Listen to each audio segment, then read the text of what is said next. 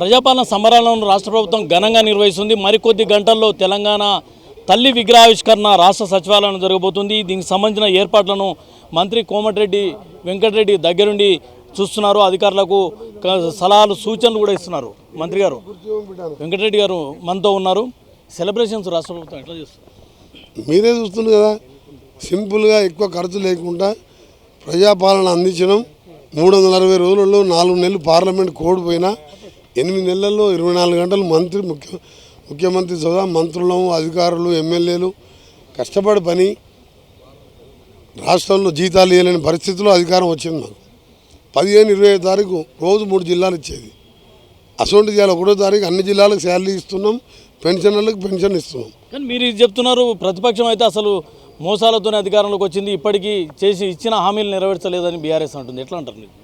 ఇంత senior reporter దళితుని CM చేయకపోతే 14 ఏళ్ళు 10 లక్షల సార్లు పైన అన్నాడు. నేను లెక్క తీసిన తలకాయ తీసేసుకుంటున్నాడు.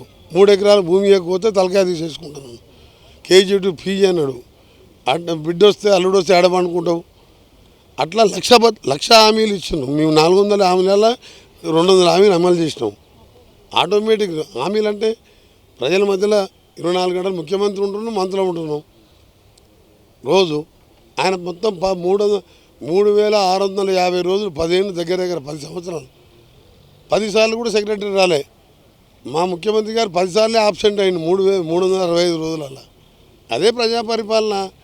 ప్రజలకు అందుబాటులో ఉండడం. ఎన్ని చేసినామని కాదు. 500 సిలిండరు 13 రాష్ట్రాలలో నడ్డా గారిని అడుగుతున్న ఇక్కడనే ఉన్నాడు. ఒక్క రాష్ట్రంలోనే 500 రూపాయలకి ఇస్తున్నామా, 1300 తీసుకుంటాం సిలిండర్. అందుకనే ప్రతిపక్ష నాయకుడు లేకుండా ఎమ్మెల్యేలకు ఒక సీనియర్ మంత్రిగా హరీష్ రావు, కేటీఆర్ ఉట్టి మామూలు ఎమ్మెల్యేలు.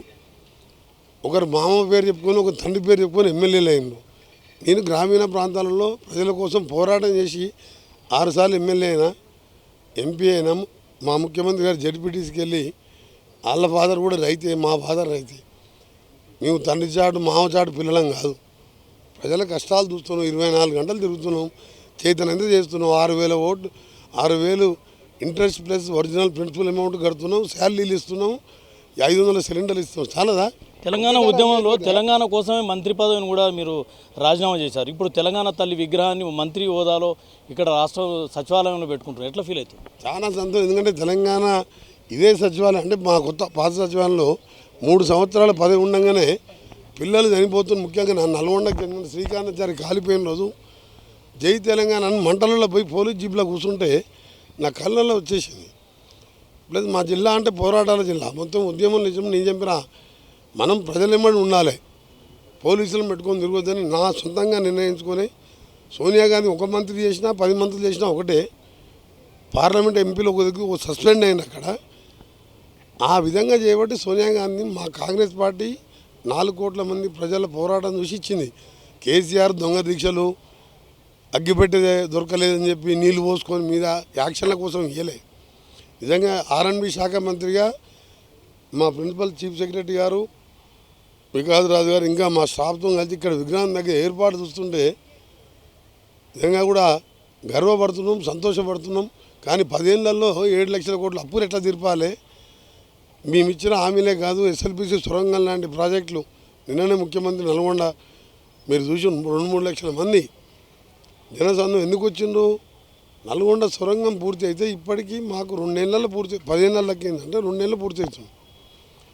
2 లక్షల కాళేశ్వరం కూలిపోయింది, అది కూలేశ్వరం అయిపోయింది. ఆ డ్యామ్ కూలిపోయింది, పైసలు పోయినాయి. 3000 కోట్ల సొరంగం అయిపోతే ప్రపంచంలో అదొక వింత. అమెరికా కూడా అలాంటి సొరంగం కట్టలేదు. నేను శాంక్షన్ చేయించుకున్న 2005లో దాన్ని ఇవాళ పూర్తి చేపిస్తున్నా. బ్రాహ్మణవేళలో పూర్తి చేసిన. ఇలాంటివి చేసేది ఉండే. సరే, వాళ్ళకి డబ్బు మీద ఆశ ఎక్కువ ఉంది, మాకేం ప్రజల మీద ప్రేమ ఉంది. దానికోసం మీరే చూడండి. ఈ విగ్రహావిష్కరణ కార్యక్రమానికి మాజీ సీఎం కేసీఆర్తో పాటు మిగతా రాజకీయ పార్టీలు అందరినీ ఆహ్వానించారు. ఎట్లా వస్తారనుకుంటున్నారా? వస్తే ఎలా ఉంటుందంటే, రాకపోతే ఎలా ఉంటుంది?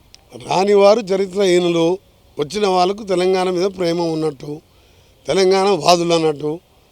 రాని వారందరూ కూడా తెలంగాణ ద్రోహులు అన్నట్టు, దోసుకోవడానికి తెలంగాణ పేరు చెప్తున్నట్టు అనుకోవాలి ప్రజలు. ఎందుకంటే మేము పిలిచినా పిల్లకుండా రావాలి. అసలు అయితే నిజంగా తెలంగాణ వాది సావు నోట తలకాయ పెట్టిండు. కేసీఆర్ శ్రీకాంతాచార్య సాగునోటు తలకాయ పెట్టి చనిపోయిండు. ఈయననేం వాపసు వచ్చిండు. ఎట్లా వస్తాడు? హాస్పిటల్లో దీక్ష చేసిండు. డాక్టర్లు సావనిస్తారా? కనీసం అందుకే నేను రిక్వెస్ట్ చేస్తున్నా, రేపు వచ్చి నివాళులు అర్పించమని. Thank you. మొత్తానికి అయితే తెలంగాణ విగ్రహావిష్కరణ కార్యక్రమాన్ని తెలంగాణ ఉద్యమంలో తెలంగాణ కోసం నివాళులు అర్పించి వచ్చి తెలంగాణ దర్శనం చేసుకోమని కేసీఆర్ గారికి మరొకసారి తెలంగాణ వాదిగా గతంలో కలిసి పనిచేసినాం. కేసీఆర్ కొన్ని ఎడిటింగ్ మీకు విజ్ఞప్తి చేస్తున్నా, అమరవీరుల సాక్షిగా తెలంగాణ తల్లి గతంలో మీరు అనివార్యంగా పెట్టలేకపోయినరు. మేము మార్చి రూపాన్ని పెట్టాం. మీకు రిక్వెస్ట్ చేస్తున్నా, స్టేట్ గవర్నమెంట్ మా పర్సనల్ మా మినిస్టర్ వచ్చిండు. యాజ్ ఎ సీనియర్ వాదిగా మీకు రిక్వెస్ట్ చేస్తున్నా, రాజకీయాల వైరుధ్యాలు ఎన్నున్నా మర్చిపోండి. తెలంగాణ దేవత అని మీరే అన్నారు. సోనియా గాంధీ పుట్టినరోజు, ఆ రోజు మంచి విగ్రహాన్ని గ్రామీణ ప్రాంతాల్లో మహిళలు ఎట్లు రావాలని మరొకసారి రిక్వెస్ట్ చేస్తున్నాం.